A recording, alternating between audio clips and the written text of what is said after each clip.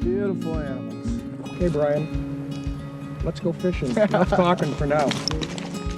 We want to tell you a little bit about the rigs that we're fishing here on our Lake Erie tributaries for these steelhead. But be aware, these same rigs and these same techniques can be used throughout the Great Lakes system for both steelhead and salmon. First of all, we've got a standard weight-forward floating fly line. To that is attached roughly a 10-foot leader. Sometimes we'll go even up to 15 foot depending on the conditions. Now certainly you can use a standard leader out of the package, but we've come up with a leader that works real well when fishing these dead drift techniques. First of all, the butt section of our leader, or the part that's attached to the fly line, is roughly 2 to 4 foot of 20 to 30 pound amnesia. Now amnesia is a fairly stiff monofilament that works well for a butt section, but it's also brightly colored. That serves as kind of a strike indicator for us. I can utilize that both with the float system, and it's really important when I'm tight lining. The middle section of my leader is roughly the same length, 2 to 4 foot, of maybe 10 or 12, maybe even 15 pound stiff monofilament like Maxima. I simply attach a 2 to 4 foot tippet off the end of that, usually to which we tie some sort of egg pattern, or the famous sucker spawn around here.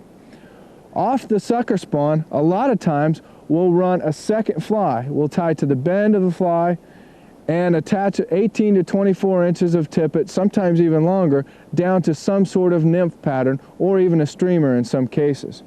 Usually we'll put the split shot above the first fly, 6 to 8 inches, maybe even further depending on the conditions.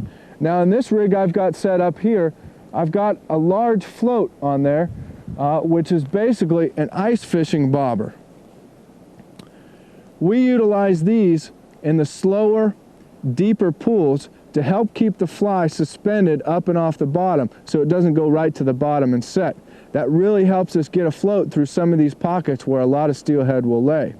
The other type of rig is the same setup. We take the bobber off and we call that the tight line system. Let's go to the water and Jerry and I'll show you how to fish these rigs. Fishing with a float, again, we utilize this for fishing in water that's fairly slow moving, some of the slower, deeper pools. And what the float does is keeps the split shot up and off the bottom and keeps the fly and the split shot from just going right to the bottom and stopping. So it gives us a drift, gives us a drift in places where we couldn't get a drift with the tight line technique. My cast with this system, I usually want to throw a little bit more open loop than I normally would, but I can make a standard fly cast, or once my drift is complete, the line's downstream, I can just make a roll cast up and in at the target. But I make my cast, and the first thing that I do when this line hits the water is I put the line under my index finger. That's the first and probably most important step. Now simultaneously, I'll do 3 things. I will either mend, and I will raise my rod and strip in some of the excess slack.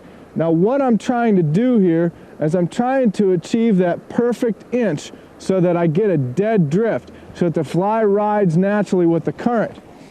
Now by that perfect inch, I mean if I raise the rod too far and or strip in too much slack, I'm pulling the fly up and through the water unnaturally.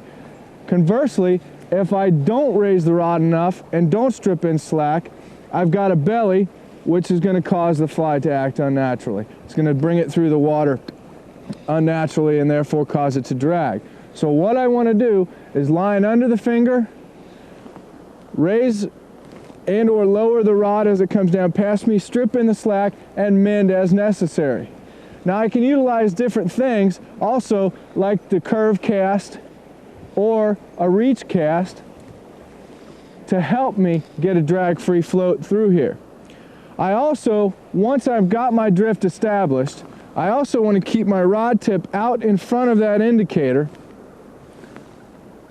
which also helps me achieve that perfect inch. So essentially, I only have to set the hook an inch or move the rod tip an inch in a downstream fashion to set the hook.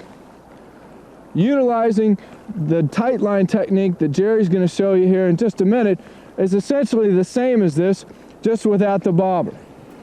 Again, we're utilizing this tight line technique for a little deeper, faster flow here, where if we were using a float, the fly may not get down quick enough.